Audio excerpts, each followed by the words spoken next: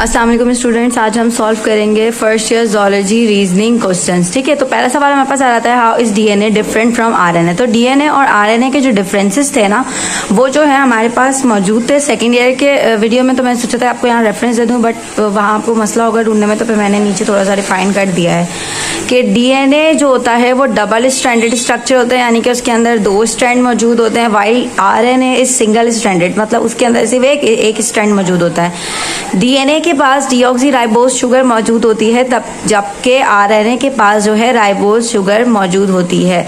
ठीक है, उसके बाद एडेनिन कंबाइन करता है with thymine in DNA. DNA के अंदर जो बेस पेयर की कॉम्बिनेशन या पेयर्स बनते हैं तो वो कौन से होते हैं, एडेनिन विद थाइमिन, जबकि आरएनए में थाइमिन मौजूद नहीं होता और इसकी जगह यूरेसिल मौजूद होता है, तो एडेनिन पेयर करता है विद यूरेसिल। उसके बाद हमारे पास आ जाता है next question, why is blood of insects colourless. तो ये हेमोफीलिया का फैक्टर होता है। तो ये वाली चीज जो है मैंने एक्सप्लेन की हुई है reasoning questions of 2019 past papers, इसका भी लिंक मैं आपको डिस्क्रिप्शन में दे दूंगी। इसके बाद नेक्स्ट हमारे पास आ जाता है कि एक्टिविटी ऑफ एंजाइम कैसे अफेक्ट करती है पीएच और टेम्परेचर को। सही है, तो इसमें हमारे पास जो है ये भी हमारा पीछे का क्वेश्चन है, मॉडल पेपर नॉन रीजनिंग में एक्सप्लेन किया हुआ है, इसकी भी मैं लिंक आपको दे दूंगी। नेक्स्ट हमारे पास है, why does smoking causes lung cancer in man. Smoking से किस तरह से जो है लंग कैंसर होता है। सबसे पहले तो जो स्मोक के अंदर टॉक्सिक कंटेंट्स होते हैं ना, ठीक है, वो क्या करते हैं, जाकर सीलिया जो होते हैं एपिथेलियल सेल्स के रेस्पिरेटरी पैसेज में जो एपिथेलियल सेल्स मौजूद होते हैं उनके सीलिया को लॉस्ट करवा देते हैं।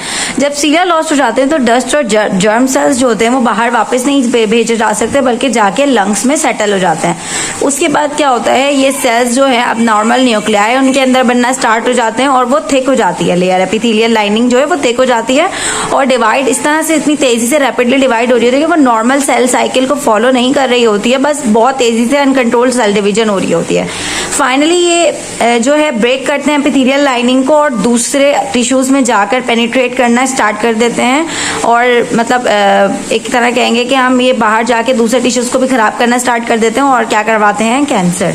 उसके बाद हमसे पूछा जा रहा है कि कीवी क्यों नहीं फ्लाई कर सकती। Kiwi is bird but it can not fly, Y.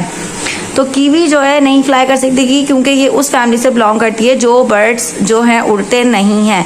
क्यों, उसकी भी वजह है कि ये जो है कंपैरेटिवली इनका वेट हैवी होता है, जिसकी वजह से इन्हें उड़ना बिल्कुल भी मुनासिब नहीं होता, ये उड़ ही नहीं सकते हैं। और उनके विंग्स भी जो होते हैं या तो वेस्टिजियल होते हैं या इतने मतलब मौजूद भी होते हैं तो बराए नाम काम कर रहे होते हैं।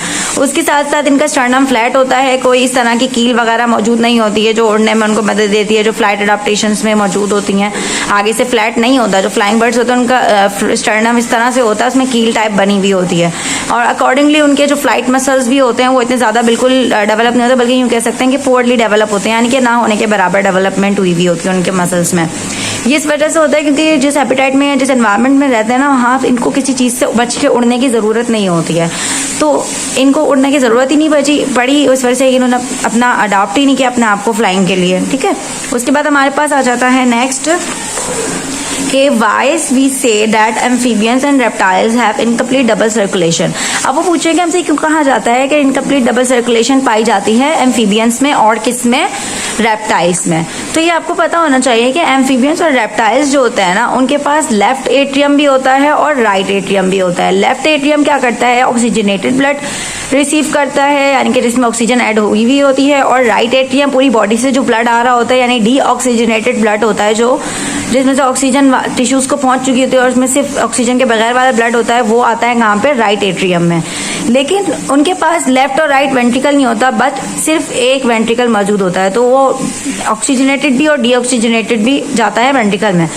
पूरा इनकम्प्लीट डबल सर्किट क्यों कहा, क्योंकि नॉर्मली होता है कि जो पंपिंग होती है ना राइट और लेफ्ट की एट्रियम की, वो टाइम गैप होता है, मतलब ये वाली कॉन्ट्रैक्ट होती है तो ये रिलैक्स होती है, ये कॉन्ट्रैक्ट होती है ये रिलैक्स, एक वक्त में दोनों यानी कि एट्रिया खाली होकर वेंट्रिकल में नहीं आते, जिसकी वजह से मिक्सिंग नहीं होती। लेकिन फिर भी क्योंकि सिर्फ एक ही वेंट्रिकल है तो थोड़ा बहुत टाइमिंग में इतना मतलब आगे पीछे हो जाता है कि थोड़ा बहुत ब्लड तो मिक्स होता ही होता है। दैट इज वाई इसको क्या कहा जाता है, double circuit, incomplete double circuit circulation, यानी कि हो तो डबल सर्किट रही है कि मतलब दोनों हैं, पहले वहाँ जा रही है गिल्स वगैरह में ब्लड मतलब प्योर होने के लिए और फिर वापस आ रही है, लेकिन उनका जो वेंट्रिकल है ना वो सिर्फ एक मौजूद है, वहाँ पे जो मिक्सिंग ऑफ ब्लड हो रही है किसी हद तक।